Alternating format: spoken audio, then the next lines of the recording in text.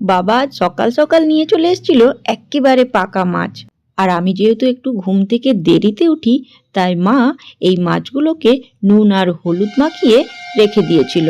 দেখো সাইজগুলো, দেখো কি বড় বড় সাইজের পেটি। এই যে দেখো বড় বড় 8টা পিস আছে কাতলা মাছটার। তো এর মধ্যে 3টে রেখে দেব আর 5টা পিসেরই আজ রান্না হবে। তাহলে চলো মাছগুলোকে ভেজে নিই। আমি কিন্তু এখানে সব মাছগুলোই ভেজে আর তার মধ্যে থেকে 3টে মাছ সরিয়ে রাখবো।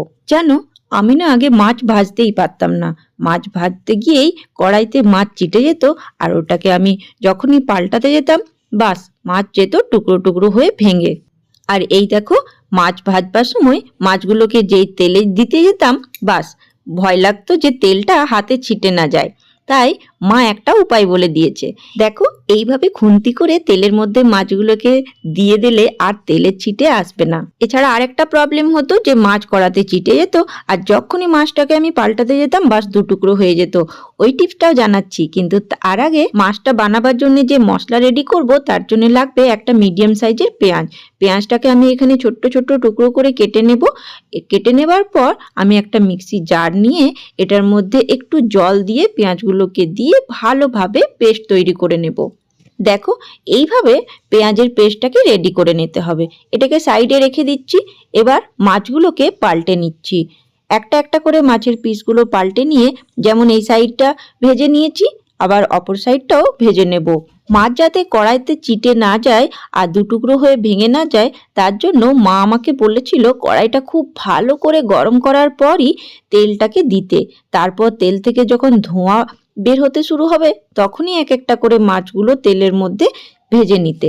এভাবে মাছ ভাজলে মাছ কখনোই ভাঙবে না। এবার এই মাছ ভাজার তেলেই আমি পুরো রান্নাটা করব। তো তার জন্যে এই তেলেই আমি প্রথমে দিয়ে দিলাম 1/4 টিস্পুন কালো জিরে আর 2টো কাঁচা লঙ্কা।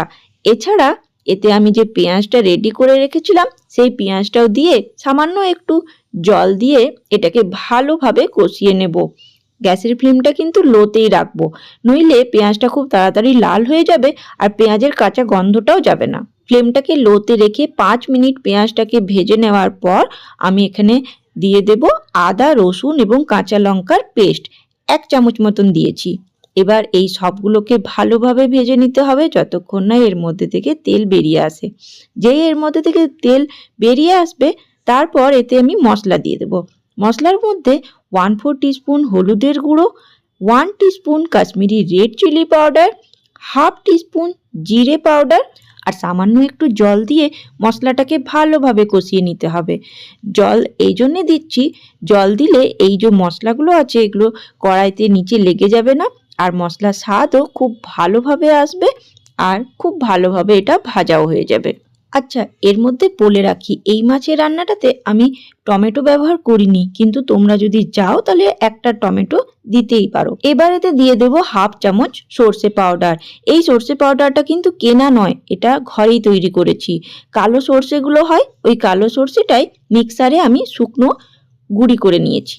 একটু জল দিয়ে সামান্য একটু কষিয়ে তারপরই আমি এটার মধ্যে 2 কাপ জল দিয়ে দেব। গরম জল দিলে ভালো হয়, কিন্তু গরম জল আমি এখানে রেডি করিনি, তাই নর্মাল জলই দিলাম। আর 1/2 চামচ মতন নুন দিয়ে দিলাম। এখানে আমি মাছের ঝোল করব না, একটু গ্রেভি গ্রেভিই থাকবে।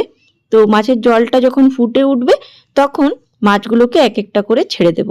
আগেই বলে রেখেছিলাম 5টা পিসের মাছ আমি রেডি করছি, আর 3টে পিস পরের দিন করব একটু অন্যরকম ভাবে। চিন্তা নেই, ওই রেসিপিও শেয়ার করব। ব্যাস, এখানে আমাদের মাছের কালিয়া কমপ্লিট। এবার গ্যাসের ফ্লেমটা অফ করে গরম গরম ভাতের সঙ্গে পরিবেশন করে নিলেই রেডি। পাকা মাছ তো, তাই ঝোল খুব একটা ভালো লাগে না, গ্রেভি গ্রেভিই ভালো লাগে। তাই গরম গরম ভাতের সাথে আজ আমাদের দুপুরের মেনু কাতলা মাছের কালিয়া। তোমাদের কেমন লাগলো জানাতে ভুলবে না। ভালো লাগলে ভিডিওটিকে অবশ্যই লাইক এবং একটা শেয়ার করে দেবেন। আর এরকম নতুন নতুন ভিডিও পেতে অবশ্যই চ্যানেলটিকে সাবস্ক্রাইব করে আমার সাথে থাকবে। Thank you.